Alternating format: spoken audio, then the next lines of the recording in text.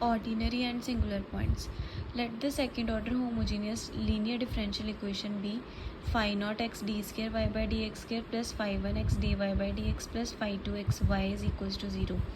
ये हमारे पास है second order homogeneous linear differential equation.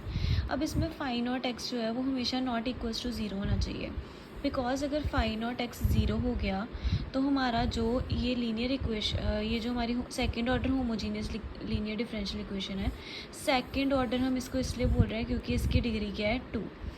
अगर हमारा फाई नॉट एक्स ज़ीरो हो गया तो हमारी ये वाली टर्म ज़ीरो हो जाएगी.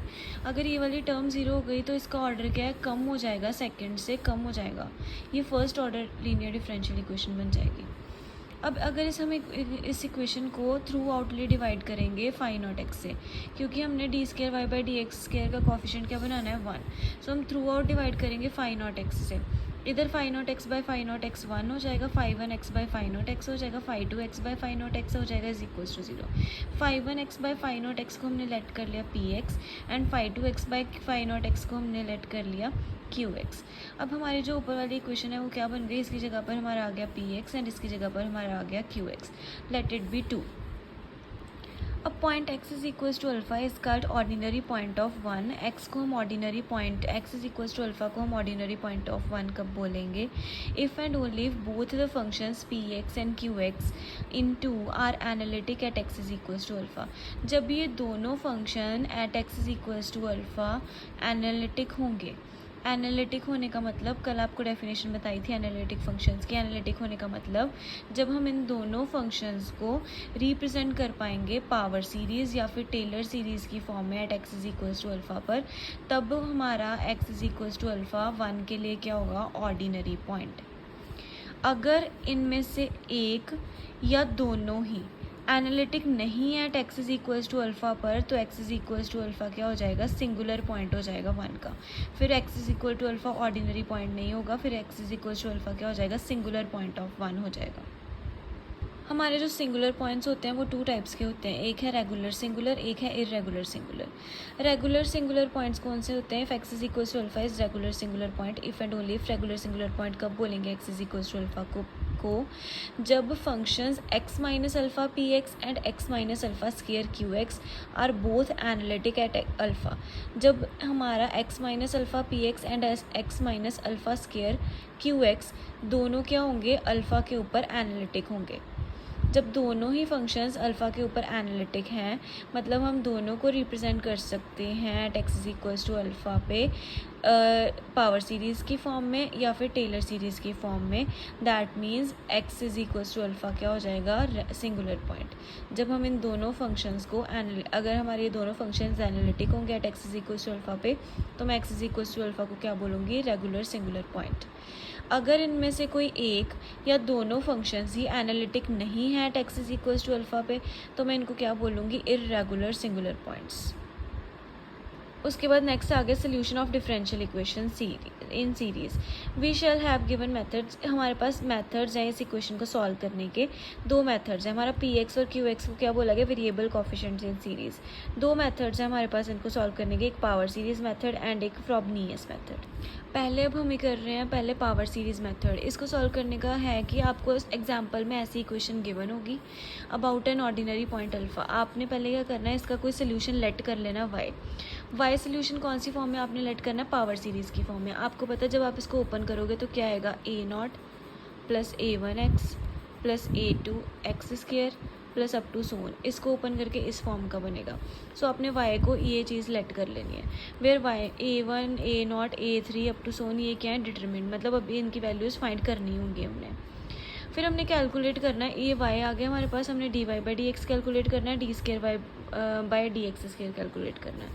इसमें से ही आप पहले d y by d x calculate करोगे. आपको पता है कांस्टेंट टर्म है तो ये तो ज़ीरो हो जाएगी जब आप डिफ्रेंशिएशन करोगे एक्स के विद रिस्पेक्ट टू. जब यहाँ पे एक्स के विद रिस्पेक्ट टू डिफ्रेंशिएट करोगे तो ए वन बचेगा.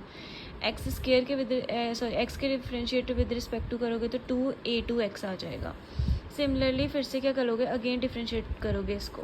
थर्ड स्टेप क्या है, put values of y d y by d x d square y by d x square in equation 1. हमने क्या करना है, फिर ये सारी वैल्यूज़ की जो हम तीनों वैल्यूज़ फाइंड आउट करेंगे ये हमने गिवन इक्वेशन में वैल्यूज़ पुट कर देनी है. उसके बाद नेक्स्ट स्टेप क्या है हमारे पास, फोर्थ, हमने क्या करना है, सारी वैल्यूज़ पुट करने के बाद उस इक्वेशन को सॉल्व करना है। कोफिशिएंट्स इक्वेट करके सॉल्व करेंगे, जैसे मर्जी सॉल्व करके हमने ये चीज़ें वैल्यूज़ जो है फाइंड करनी है। ये वाली सारी वैल्यूज़ हमने फाइंड करनी है इन टर्म्स ऑफ A0 और A1।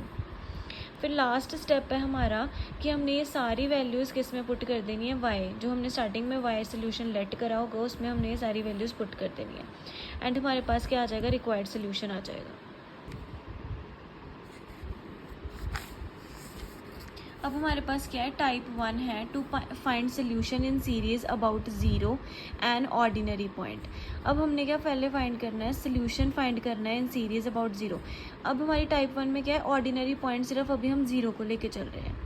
ज़ीरो को लेने का मतलब है, ऑर्डिनरी पॉइंट का मतलब है कि x की वैल्यू में ज़ीरो पुट करूँ, फिर भी मेरा फंक्शन क्या हो, एनालिटिक हो। ठीक है, at x is equals to zero पे मेरा फंक्शन क्या हो, एनालिटिक हो। दैट मीन्स मेरा x is equals to zero क्या हो जाएगा, ऑर्डिनरी पॉइंट।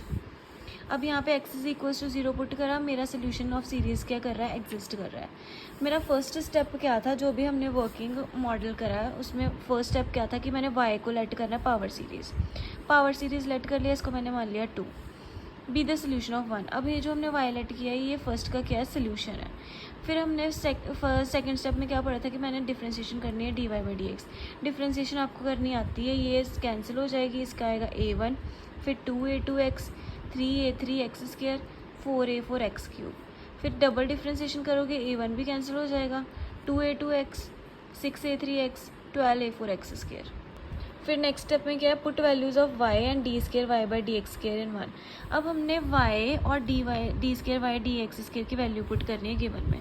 अब आप कहोगे dy/dx की क्यों नहीं वैल्यू पुट करनी, बिकॉज हमारी जो गिवन इक्वेशन है इसमें dy/dx है ही नहीं है, सो उसकी वैल्यू पुट करने की ज़रूरत ही नहीं पड़ेगी, सिर्फ y की वैल्यू पुट करनी है और d² y/dx की वैल्यू x² की वैल्यू पुट करनी है।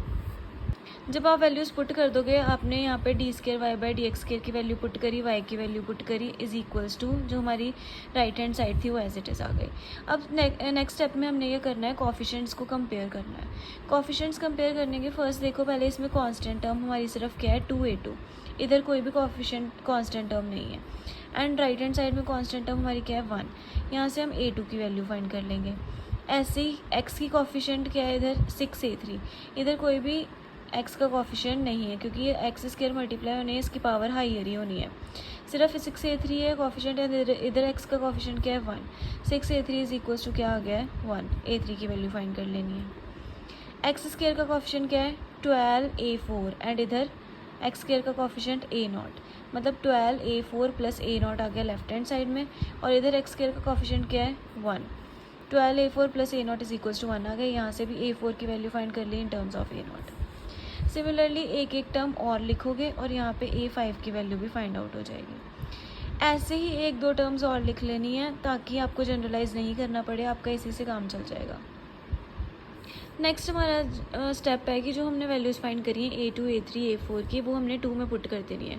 2 हमारी इक्वेशन कौन सी थी, ये वाली, जो हमने वायलेट किया था वो हमारी सेकेंड इक्वेशन थी। ये हमने वायलेट किया था, उसमें हमने इक्वेशंस पुट कर दी, जो हमारी वैल्यूज़ थी हमने फाइंड आउट करी, a2, a3, a4 की वो वैल्यूज़ पुट कर दी। अब a0 देखो कॉमन आ रहा है इस वाली टर्म में से और इस वाली टर्म में से। a0 को कॉमन निकाल के अंदर के बचा x4/12 up to so on, क्योंकि और टर्म्स भी आएंगी a0 वाली। सेम ऐसे a1 कॉमन निकाला इस वाली टर्म में से एंड इस वाली टर्म में से, बाकी अप टू सो ऑन डाल दिया।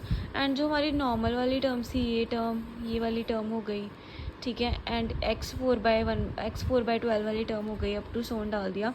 इनको अलग कलेक्ट कर लेना है। अब ये देखो हमारा a0 और a1 में ये क्या आ गया, रिक्वायर्ड सोल्यूशन, और ये हमारे क्या आर्बिट्रेरी कॉन्स्टेंट्स हैं a0 और a1।